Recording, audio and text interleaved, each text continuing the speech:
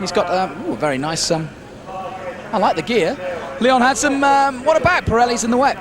No, it was real good, to be fair. We've only actually running one other time, and that was at Mazzano, so a little bit, to be fair, it's good to get a full race distance on wets. We was actually testing a new wet for Pirelli, which was a little bit too soft for them conditions. We're trying another different wet form now, so it should be good testing for us. All right, best of luck, and let's hope it goes well. Let's move on, and I want to find a quick word with John Reynolds, because John, obviously this is going to be not easy again. What are the conditions like compared to race one? Pretty much the same, but the track's going to dry, there's no doubt about it, but I certainly can't go out on dry tyres the way I feel at the moment, so we're just going to go for the wets. And what's the condition of John Reynolds like? Pretty second hand at the moment. Pretty what? Pretty second hand at the moment. All right, well, let's hope you're not too second hand by the end of the race. James Hayden, he's always wanted to make a decision. He's not going to sit on the fence, are you, James? What's your decision on the tyres? It's wets, definitely.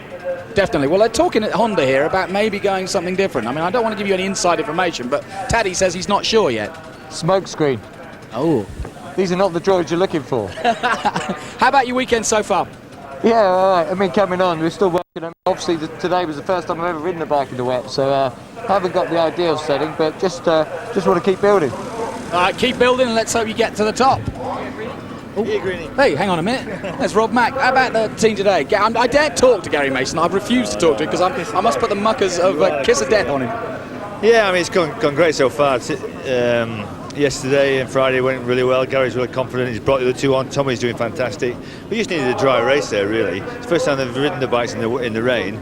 And you learn every time you go on track with a wet bike. And we learned something there. And Gary ran up front, and hopefully we're stuck in the rain now, so hopefully we get it right for the second race. But am I sort of dreaming? But it is drying up now. Is anybody going to take a risk? I'm looking around at the rear tyres. It looks as though everybody's on full wets. This chap here is gambling here with an intermediate, Mr. Thomas, who's fairly handy. You're right. Now I couldn't see that. Well, it's my rear.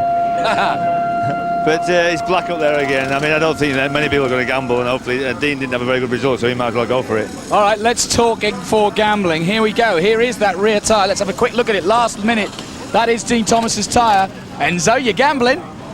Got nothing to lose, really, have we? We thought we'd go for it. It looks like it's drying, and we've had a discussion, me and Dean, and we thought he left it to me, and I said, let's just go for it. I just want to see that poker face. How about it? Well, we're going to try our best, I mean, it's a bit of a gamble anyway. We are struggling a little bit with the wet setup, so let's see what happens. Not much has gone right. You've had Kageyama in your way during qualifying. You've had all sorts of drama. You've had a bit of a fall, but you're going to get there now, are you? Yeah, it's been a rough all weekend, but we're going to turn it around now, hopefully. Okay, it's poker time in race 2. Back to here, and he's up for it, there's no doubt about it. I just, I mentioned that I nipped to the loo, and I wouldn't normally do that on a broadcast, of course. I spoke to James Ellison in there, who was looking for a much better race this race 2. We're going to find out whether he gets it. Now, will Yukio manage to get that bike off the line a little bit better than he did last time? Gary Mason gets in the mess this time. Great launch from Sean Emmett, and number 8, Tommy Hill. John Reynolds, great start. Well, yeah. But you've got to say, the great start was Tommy Hill there, in my view. Tommy Hill coming through from the second row of the grid in the second place at the minute. Emmett made the best start, but it was Yukio this time round in third at the minute. There he is, bike 71 behind Tommy Hill, the young 19-year-old in second place on Rob Mack's Virgin Mobile Yamaha. That might just give Sean Emmett a bit of a breather in first place at the moment, because Tommy Hill is not used to playing this far up the order just yet in his career. Oh, go on, Yuki, screw that thing. And he absolutely made it spin, and through came the ever-cheeky Scott Smart. So Smarty nips up the inside. It's his home track. He desperately wants to do well here. He hails from just Maidstone, just up the road, and Scott Smart, well, he deserves a bit of a result here. The Mondello Race 1 winner, thief of Race 1, we should say. Through comes Yukio, though. He repays Scott Smart for his cheek. And right behind them. Yuki was spinning up. Scott Smart was getting traction, and that helped them. You see James Hayden, he's right up there as well, right behind that green Kawasaki of Scott Smart. Number 36, James Hayden. Great style from James Hayden. There is Sean Emmett, though, that leads. From Tommy Hill, from Yukio Kageyama, from Scott Smart, from James Hayden, and that looks like the Honda of Michael Rutter. Yes, it is on the back of that bunch. Michael Rutter on bike number 3. So, we are only on the opening lap of this race. Poor Rutter at the moment there, or was it Kinari? Might have been, Rutter, no, it was Rutter, I think, at the back of that, but definitely Rutter, yes, it was Rutter, number 3, yeah. John Reynolds back in 10th position. John Reynolds, a very poor start indeed. Mind you, he had to work quite hard in race 1 in the early conditions.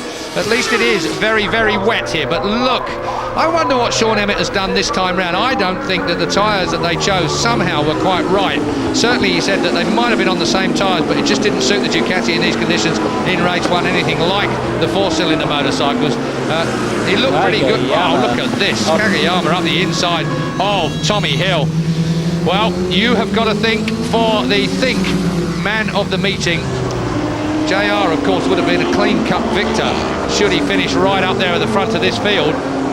But you and I have had a lot of people to think about. Yeah, have you got the shortlisted people? Well, I mean, there's the other Kawasaki, John McGuinness, he's in there. John McGuinness in 9th position. Again, sensible start from John, and he'll just plug away. He's learning about that bike every single lap he makes. But Sean Emmett, as you said, away in front, much bigger gap this time, and maybe just chose a different rear wet tyre. Look at this, through comes Scott Smart on Tommy Hill. Tommy Hill slips back at Hawthorne, then one place. It's a brave old move when it's wet to stuff it under somebody like that. It really is. It's worse to be on the outside. James Hayden now comes under Tommy Hill. No, he doesn't. The two Virgin Mobile men. James Hayden's last ride, of course, this is a showcase for him as he drops down Dingledale. He'll really be looking to try and impress. Let's hope he impresses rather than makes an impression. Well, he's played it quite well, James Hayden. He came in quite raw for these three rides. Hadn't really raced properly for a couple of years, and he just played it. He hasn't been crashing, keeping his head down, learning about that bike, but I'm sure he wants to go out on a high. So, still it is Emmett that leads by a country mile from Yukio Kagayama there on bike 71, followed by 88 Scott Smart on the Hawk Kawasaki. Then it's 8 Tommy Hill, 36 James Hayden. Behind them is 3 Michael Rudder on the HM plant, not looking any comfortable. Look at John Reynolds. John Reynolds now already through. John Reynolds behind Rudder and making up places. Fastest lap so far has gone to Emmett, 1:36.1. That was on the last lap. We're at Druids. Kagayama was a little bit wide there. Scott Smart up the inside, but not quite close enough. Smarty down here is great on the brakes, though. He's always been very good on the brakes, although I wouldn't have pushed it in the wet there if I did, but he did, and it didn't matter because he's through. Up towards Hayden. Hayden coming through now on Yukio Kagayama. This is going to be a great race. I can tell it already in my bones. Through has gone Hayden. Wow, James Hayden needs a result, needs a permanent ride. This is the right way about going about it. Second place, Scott Smart. Still Emmett, I remind you, that leads. Hayden in 3rd place on 36, but coming through. Yukio taking a look at the inside of Hayden there. Not able to do it. Well, you've got to put yourself in James Hayden's shoes and thinking, this is my last chance. I want to go out on a high. I want to get my head down. I want a result. And at the moment, he's looking like a podium. Closer though comes John Reynolds at the back of this bunch in 7th place at the moment. You'll see the blue bike. There he is, John Reynolds then. Bike number 2 closing in. The winner of race 1. Oh, Scotty gets it sideways on the Kawasaki. Drops it into the left-hander at Sterling's corner. Blast now towards Clark Curve. Let's take another look at this. Scott Smart just on the brakes at Graham Hill in the round we had here earlier on when they ran just the Indy circuit. Scott Smart down into Graham Hill bend was so good on the brakes. He is in the wet as well. Very confident. Oh look, 2nd place now really and sorted as Smart and Hayden now 2nd and 3rd. Kagayama dropping back a bit, maybe a mistake somewhere from Yukio. And Sean Emmett away at the front, 4-second gap at the front. Well, it's not Sean Emmett that I'm watching, it's John Reynolds as Reynolds goes under Rutter and forces Rutter out. JR, well, I don't have any influence over you, Neil, regarding your rider of the day, but your arm's going to be right up your back if you're not thinking very, very strongly about Reynolds. I wonder what you were going to say there, but John Reynolds. Just look at that. Hayden's having a great day at the moment. Has he got Smarty? So Scott Smart was in 2nd place on the Kawasaki. Yes. He has. James Hayden has gone through. 36 James Hayden now in 2nd place on the Virgin Mobile Yamaha. He is far and away in the best position that any Virgin Mobile Yamaha rider has been this year. And James Hayden, ex-Grand Prix, ex-World Superbike. He's been there, done that. Still only 31 years old. And he seems to me to have a better attitude, courtesy, I think, of the last couple of years with Foggy. There's Joey's wife on the left-hand side, Gary Mason's girlfriend on the right-hand side of your picture. But really, you've got to say that James Hayden's attitude coming back this year, you've already touched on it, has been absolutely brilliant. James Hayden, we could have said in past commentaries, he was a man that usually just tried a fraction too hard and usually binned it trying hard. But he's built up to this speed so well over the last few rides. Look at Reynolds though, look at Reynolds. John Reynolds comes up to the rear end of Yukio Kagayama, his teammate. teammates in front. Yeah, not Yukio so much though, does he really? At least it's just been hard fighting between them. Gregorio, of course, he hadn't ridden with before, and he got caught out a little bit with that at Thruxton, and that's why he has a broken collarbone, and I underline broken collarbone. Well, both Yukio and John Reynolds, it's the Rizzler Suzuki broken collarbone set. Still leading Emmett by 5.2 seconds. 5.2 seconds is Sean Emmett's lead. He's managed to break away at the beginning of this race. Hopefully that will be a comfortable enough lead. He's got a long way to go yet to save his tyres as this track dries out. That's going to be critical. In race 1, Emmett's tyres definitely starting to slide around. Here comes JR looking at the inside again at Scott Smart. Smarty's so good on the brakes. He is. The front end of that ZX10 Kawasaki working really well. He's got a real good setup and in the dry and the wet, but JR's got the drive out of the corners.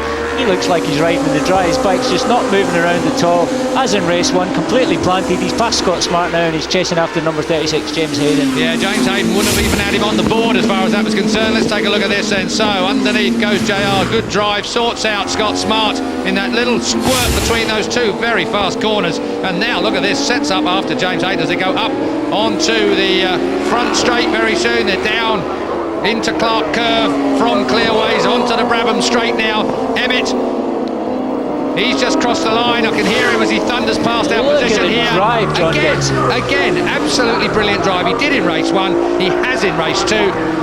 Well, do you remember the time, and I know you will, so I don't know why I'm asking you, Neil, they could not make the power of these Suzuki stick to this track here at Brands Hatch. They'd start off well in the race, but Paul Denning and the crew were all scratching their heads trying to make it stick. Nowadays, it sticks the best. Well, two things have happened. It's mainly due to the Motec engine management people, because they've still got over 200 brake horsepower, but they can use it now. They can deliver it smoothly. A much more linear power band they've got now. Plus, they've got the rear roll and suspension working a little bit better.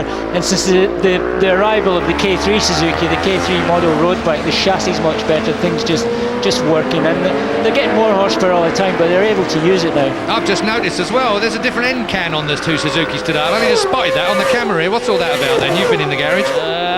Well, you're more observant than me, because I don't know what all that's about. It's got a twin exit to it. There it is. Where'd they get that from? Oh, well, these have That's been a around. Yoshimura one, yeah. They have been around for a few races, actually. Tell you what, someone was alive and watching at that particular point. Well done. I'm very impressed that we actually got a shot of one of those off the spare bike down in the paddock. So Sean Emmett still leads. It was 5.3 seconds when he crossed the line last time, so a lovely big cushion, but it's now JR that's chasing him down. And I've got to say, since they're only just about on the end of lap 6, really, JR has plenty of time to hunt down Sean Emmett. And as this dry line starts to appear here, really it's going to be a job of work for JR, but broken collarbone and all, you can't deny him, can you, today? He has been superb. His bike setup's obviously working. I'm sure he's not 100% fit, but his bike setup looks by far the best out there. Sean Emmett, at the moment, his gap is only 3.3 seconds. He did have 5 seconds at one point, so it looks like JR can still catch Sean Emmett. Another fastest lap from JR on that last lap as well. So John's just banging them in at the moment on the Rizzler Suzuki. Still Emmett leads on the Monster Mob Ducati. Still James Hayden, bike 36. The Virgin Mobile Yamaha is in 3rd place, but it's catch me if you can, and I feel that he can, because as it dries out now, he's right on the case.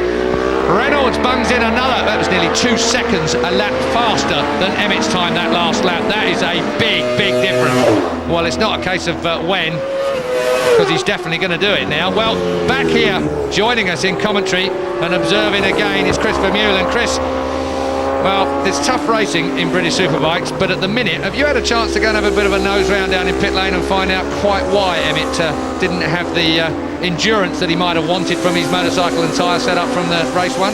Well, from what I could gather is that the tyre was the same as John Reynolds. It's just that the bike setup is completely different, and obviously a Ducati puts the power down differently, as Neil was saying, that they've worked a lot on the Suzuki from that aspect, and the Ducati just seems to be a lot harder on the tyre. So I think while it's wet, Emmett can go quick, but when it dries out, he can't keep the tyre together. Well, the gap is down to 3.3 seconds, so I think Chris's observations are obviously pretty observant, because already JR 1.3, well, that's incredible. Huge difference, nearly 2 seconds again on that last lap that John Reynolds has eaten into Sean Emmett, and he looks like he can do it at will. Sean Emmett really has to worry about 2nd place again rather than winning this race. Do you know, I said it in race 1, JR couldn't win a race for trying for what, 3 meetings. He just couldn't do it. and then all of a sudden breaks his collarbone after a silly little trip at Thruxton. Breaks his collarbone, atrocious conditions, Brands Hatch where it's always difficult, and he's absolutely flying. Yeah, it's quite incredible really, because everyone was reminding him that he was on 49 race wins, 49 BSB wins, one more to be 50. It's been like that for so many races, and he was fed up of hearing it, but like you say, he's incredible. And last year when he broke his collarbone at Silvers and came back to Snetterton and finished on the rostrum, which was amazing, but to come back and have a double. And the other thing that's happening here is Michael Rutter's really struggling. He's gone all the way back to 10th position. So there's something not quite right there with the HM Plant Honda on the Michelins. Well, I can tell you Rutter was not happy with the track temperature and his tyres. Michelin didn't seem to be working quite so well.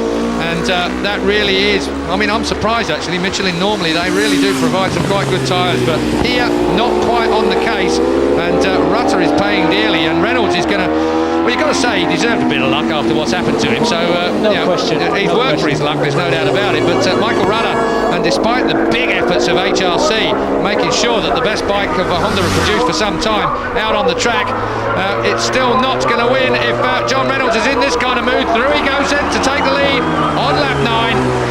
John Reynolds, well, Sean Emmett must wonder what he's got to do today with JR. Well, Sean maybe Emmett, he wants to break his other collarbone as well, so he's got 2 to play with. Yeah, let's hope that doesn't happen. But Sean Emmett saw +5 on his pit board at one point, but he knew JR was coming, and he's smart. He's not going to have any answer for the sort of pace John Reynolds has got. And as we see, John Reynolds again getting a brilliant drive out of clearways. Sean Emmett wiggling around, struggling a bit for a bit of traction, but John Reynolds, his bike just looks like it's on rails today. Well, you've got to hand it to the Rizla Suzuki boys, run by Paul Denning out of Crescent Motorcycles in Verwood, well, it's in Dorset, so it's near Poole, and they do a great job down there. It's a very, very enthusiastic, close-knit team. I wonder whether it would find a little chink in its armour last time out at Thruxton when Gregorio Lavia was in deputising for Yukio Kagayama, and it all got a bit of a tangle at the club chicane, and John ended up with his broken collarbone. I wonder whether there would be any rift in there at all, but definitely not. They're as close as they ever were, and these 2 wins today are just going to underline the determination and the talent of the entire team to make it work. I don't think I have to guess anymore who's going to be your rider of the day. I know we don't announce it till the end of the day, but Neil, you're going to be a bit of a mug if you don't make it JR. Okay, nothing like a bit of pressure, Keith. No, it's okay, I'll just lay a bit on you. It really is a big team effort down there, but the staff are so good. I mean, the fact that Lavia came to Thruxton and went so well, potentially could have had a couple of rostrums there. They've got good staff. The bikes are obviously good. They're so well sorted. They've been around for 3 years now, so things are working good. Now, you said something, you said Olivia there, not Gregorio. Olivia Jacques, Paul Bird. No, I didn't mention that. I was going to say, there was a little rumour that flew around that Olivier Jacques was drifting around in the background of the Monster Mob camp just to give Sean Emmett the hurry up, and out of the bag came Neil Mackenzie there. Spotted you on that. My subconscious is catching me out again, and maybe it's an age thing like you mentioned earlier, Keith. I don't know, I can't remember. Oh dear. Here comes Yukio being chased by James Hayden, Scott Smart, and of course Tommy Hill. John McGuinness is in there as well at the back of that bunch. That's a hell of a battle, isn't it? For 3rd place. This is a rostrum battle that we've got going on here. Now that guy at the back, John McGuinness, number 75 on Glenn Richards' bike, he's definitely a candidate for Rider of the Day. I think Rider of the Day. All right, I won't. Actually, yeah, you're right. Equal then with John Reynolds. The only difference, of course, with John McGuinness, he's riding that Kawasaki for the first time, but he don't have a broken collarbone. And that does make a small difference. He might be faster if he did, JR is. So, Yukio Kagayama, there he is at the moment, leading off the battle for 3rd place. If these 2 are the Suzuki guys on the rostrum, there's got to be a John Mockett cartoon there somewhere. Broken collarbones on the rostrum. Yeah, well, perhaps with a pile of books between. It could be a couple of bookends. I know Mockett watches this programme occasionally, so John, we're giving you the material. And me and you'll appear in Albert. Only in the big nose section. So they're down towards Clearways. 3rd place at the moment, Yukio Kagayama on the number 2 Rizla Suzuki. I tell you what, John Reynolds has got it nailed to the floor, but I'm not convinced that Yukio has. The other thing about John Reynolds is he's got a 1.5 seconds or a couple of seconds a lap on these guys. He's definitely doing it easily. Yeah, and he doesn't look like he's moving around anywhere, but Yukio is. It's a 3.3 second lead now. Reynolds has over Emmett for 1st and 2nd. Emmett has a 6.6 second lead over Kagayama in 3rd place. So really, Sean Emmett is in a nice, safe 20-point position, which he'll be reasonably happy with. He just won't be happy to see the series leader grabbing 25 points again. Good to see two Virgin Yamahas up there. I think wet or dry conditions this weekend, it's when things have turned around. It's halfway through the season, so it's taken a while, but the guys are there. And now, as we see, running from the Kawasaki's, the new Kawasaki's got sorted out a bit earlier in the year, but the Yamaha's now working good. Yeah, can't argue with that. The Virgin Mobile Yamaha squad have had a very, very hard year this year. Great expectations from all of us at the beginning of the season. The R1 as a road bike seemed like the one to beat. It was certainly the latest generation of huge, powerful and quick handling 1000cc four-cylinder motorcycles, but when it was equated back onto the track right at the beginning of the year, it caught everybody out a little bit, found itself being a little bit more difficult to get to race pace than Rob Mack and the team would have liked, that's for sure. Nice timing for Steve Plater back at Knockhill when the bike sorted out. Leon Haslam there tagging on the back of John McGuinness. Nearly never saw that, didn't we? Leon Haslam on the Renegade Ducati then. Well, Haga might be poncing about in pit lane, but certainly Leon Haslam isn't. He's out there doing a day's work for the home fans. So good on you, Leon. Glad to see you out there. Of course, at the end of the day, this is a practice for the World Superbike round that's coming up next time round. Chris Vermeulen's here with us next. You took a win last time out, but why aren't you out there practicing, Chris? It's not one of our test tracks. That's the only reason we can't ride, you know. They have a rule in World Superbike. You can only race on two of the circuits that you're going to race. You can only practice on two of the circuits you're going to race on. And this is one of Renegades. And Leon's just passed John McGuinness there, I think. So I don't know what tire he put in, but he's going quick on the dry line now. Maybe it's a case then of these guys, they picked their test track very, very well here for the World Superbike round. Of course, Renegade being a British team, will be looking to try and do something in front of their British sponsors. And with Leon Haslam being a well-known British rider as well, seems like a bit of a shrewd move to have the boys out here. Testing on Pirelli, of course, they're using Pirelli rubber for this race as well. So good to see Leon in all conditions, something like as he comes alongside Tommy Hill. These two youngsters, remember Tommy Hill's 19, Leon Haslam's only 21, despite the fact he's been there, done that in just about every class around the world. Hard to believe, isn't it? It's good. The testing's obviously working. Like Leon said, they ran one wet Pirelli in race one. Probably wasn't the best choice, but they've had to go and race T here, so they'll be well set up if by chance to get any wet conditions at World Superbike down here at Brands Hatch. Leon Haslam, bike 91, the Renegade Ducati. Mark Griffiths, I asked him when I saw him earlier today why he does it, because certainly the way things have gone up until this year for Mark Griffiths and his team, it's cost him a lot of money, it's cost him a lot of time, it's cost him a lot of heartache, and it even cost him a broken collarbone at Alton Park when he decided to have a ride round on one of these bikes. So Mark Griffiths, the team owner, deserves all the accolades he can get, because from somewhere he's managed to finally put a team together that can win at World Superbike level, and he's looking pretty good despite the fact he's on Pirelli tyres, which haven't been developed for the British Championship at all. He's got a team that's looking pretty damn good now, so I say good on you, Mark Griffiths. I'm very, very pleased for you, and I think I echo everybody's thoughts here in the studio as well. We're watching why he does it. Leon Haslam there starting down the grid and making progress, and there's nothing better than seeing your rider carving your way through a class field like this. So then, John Reynolds still leads by 6 seconds, no less, now at the front of Sean Emmett, who leads by 6.5 seconds from Kagayama in third place. There are the differences between the top three. Nice and safe, although Kagayama could still come under a bit of pressure from the fourth place battle of Hayden, Smart, Haslam and Tommy Hill. John McGuinness now at the back of that bunch, just dropping back to 8th place. Gary Mason is in 9th place. Michael Rutter, as you've already heard Neil say, that was a long time ago though, is still in 10th place. And Steve Brogan then, Baywatch is there in 11th place overall, but of course he is the leading privateer for the Superbike Cup. He will get 25 points on Gary Rothwell's bike. Gary Rothwell, the stunt rider, supporting Brogan here. Liam putting Scott Smart under pressure any which way he can round the outside, inside, and he's done him. Into Stirling's up the inside there, looks like a fairly clean move, got out of there good, and his next target now is James Hayden on the Virgin Yamaha. So Kagayama led off the hook as far as that fourth place battle's concerned. Now he seems comfortable in third place. Just keep it smooth, Yuki, and you'll get the 16 points for that third place. 25 for a win, 20 for second place, 16 for third as the nose is wiped of James Hayden. Hayden has Haslam across the front of his bows, and the Renegade Ducati man at Paddock Hill Bend has grabbed that place. Fourth place goes to Haslam. Well, can Haslam catch Kagayama? There's still enough time to to do it. Let's have a look at the lap times that are going on here at the moment. Haslam 1:36.3 last time round. 1:36.5 was Kagayama's time. So Haslam is 0.2 of a second quicker on that last lap.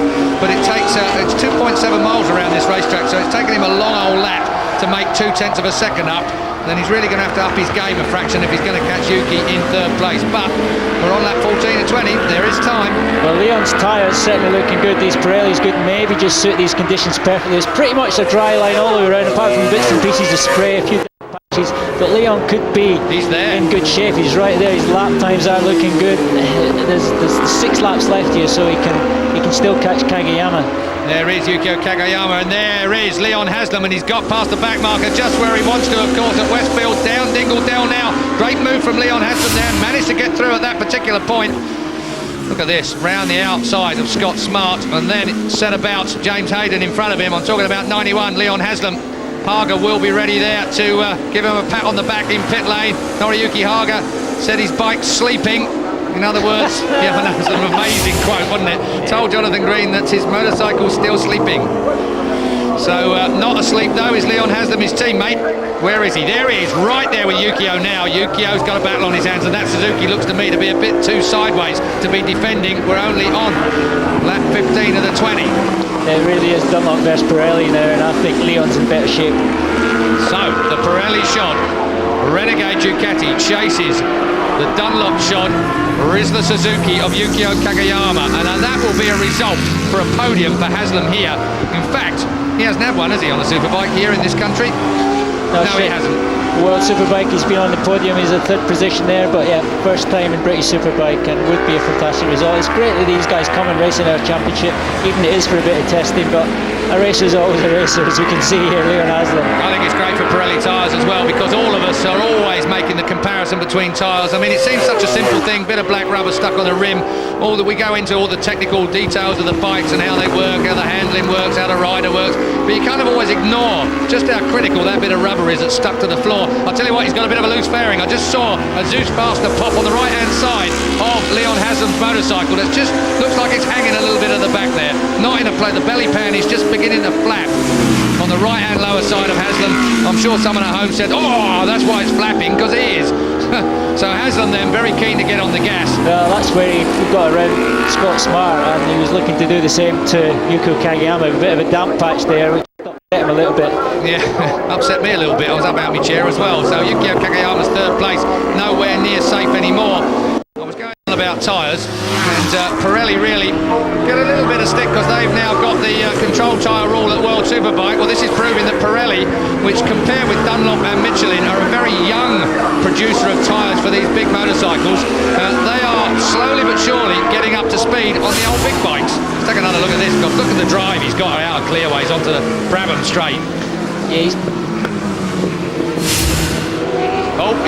but Yukio's left it at Druids, well. I think. Yeah, I think Druids, he must have taken a bit of a run on out of our shot. So Yukio fights. But look at that, drive. But Suzuki just about holds on. It's a little battle for 3rd, isn't it? It really is. Oh, sorry, go on, Neil. Yeah, Leon looking really good there. Real comfortable getting past Kagayama, but now messed up at Druids, and Kagayama's back in front. How long will it be? We wait and see. I was about to say 6.9 seconds now. Another second added to Reynolds' advantage over Emmett. 5.3 seconds, Emmett's advantage over Haslam as they came across the line. Obviously, Haslam has dropped back to 4th place now. But the distance between these two and 2nd place Emmett is down to just about 5 seconds now. So they really could do without tripping each other up, because 2nd place might yet be in order.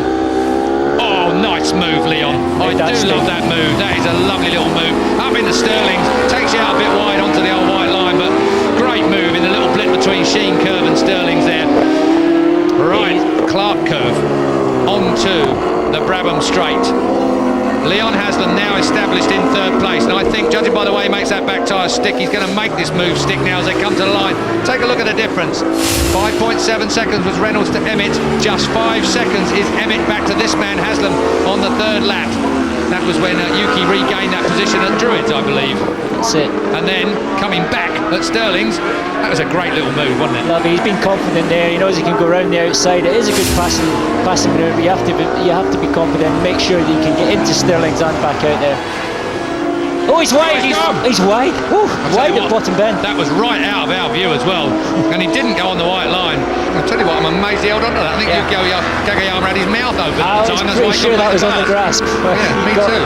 He saved it, and he hasn't lost a lot of time. Kagayama knows he's struggling for grip on that Rizla Suzuki, but Renegade Ducati on the Pirelli's looking good.